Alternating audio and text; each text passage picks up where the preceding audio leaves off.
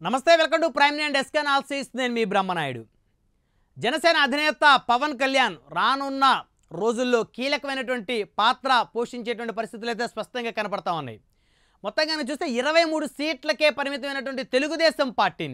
తెలుగుదేశం పార్టీతో జతకట్టి భారతీయ జనతా పార్టీని ఒప్పించి కూటమిని విజయం దిశగా ముందుకు తీసుకెళ్లడంలో జనసేన అధినేత సక్సెస్ అయ్యారని చెప్పేసి రాజకీయ విశ్లేషకులు అభిప్రాయపడుతూ ఉన్నారు మొత్తానికి కనుక చూస్తే పోటీలోనే లేని కూటమిని జనసేన అధినేత తనదైనటువంటి శైలిలో తనదైనటువంటి చాకచక్యంతో కూటమిని వైఎస్ఆర్ కాంగ్రెస్ పార్టీకి ధీటుగా ముందుకు తీసుకువెళ్లడంలో ప్రముఖమైనటువంటి పాత్ర అయితే పోషించినట్టు చెప్పుకోవచ్చు మొత్తం కనుక చూస్తే ఒకవేళ కూటమి ప్రభుత్వాన్ని కనుక ఏర్పాటు చేస్తే ఈ ప్రభుత్వంలో జనసేన అధినేత కీలకమైనటువంటి పాత్ర పోషించనున్నట్లయితే తెలుస్తుంది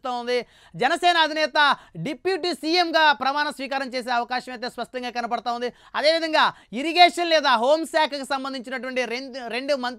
మంత్రిత్వ శాఖలకు సంబంధించి అటు ఇరిగేషన్ లేదా హోంశాఖ మంత్రి ఈ రెండు శాఖల్లో ఒక శాఖని నిర్వర్తించేటువంటి అవకాశాలు అయితే స్పష్టంగా కనపడతా ఉన్నాయి వీటితో పాటు ఆంధ్రప్రదేశ్ రాష్ట్ర డిప్యూటీ సీఎంగా కూడా జనసేన అధినేత వ్యవహరించనున్నట్లయితే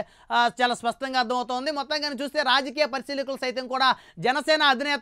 భవిష్యత్తులో మోస్ట్ పవర్ఫుల్ డిప్యూటీ సీఎంగా ఆంధ్రప్రదేశ్లో కనపడినట్టయితే తెలుస్తోంది ఒకవేళ ఇరిగేషన్ శాఖ కనుక తీసుకుంటే ఏవైతే పోలవరం లాంటి పెద్ద కాంట్రాక్ట్లు ఏవైతే ఆగిపోయిన పరిస్థితి ఉందో నిర్మాణాలు ఆగిపోయిన పరిస్థితి ఉందో వాటన్నిటిని కూడా భారతీయ జనతా పార్టీతో కేంద్రంలో భారతీయ జనతా పార్టీ అధికారంలోకి వస్తే వారితో కలిసి సమన్వయం చేసుకొని రాష్ట్రానికి రావాల్సినటువంటి పెట్టుబడులన్నీ కూడా సాధించే దిశగా జనసేన అధినేత కీలకమైనటువంటి పాత్ర పోషించేటువంటి అవకాశం అయితే స్పష్టంగా కనబడుతుందంటూ రాజకీయ విశ్లేషకులు అయితే అభిప్రాయపడుతున్నారు మొత్తానికి కనుక చూస్తే జనసేన అధినేత ఇరిగేషన్ లేదా హోంశాఖ బాధ్యతలు తీసుకొని ఆంధ్రప్రదేశ్ రాష్ట్ర డిప్యూటీ సీఎంగా కనుక ఆయన ప్రమాణ స్వీకారం చేస్తే ఆంధ్రప్రదేశ్కి సంబంధించి గతంలో 2014 కానీ 2019 కానీ అనేక మంది డిప్యూటీ సీఎంలను అటు టీడీపీ వైకాపా ప్రభుత్వాలు అయితే నియమించిన పరిస్థితి ఉంది కానీ జనసేన అధినేత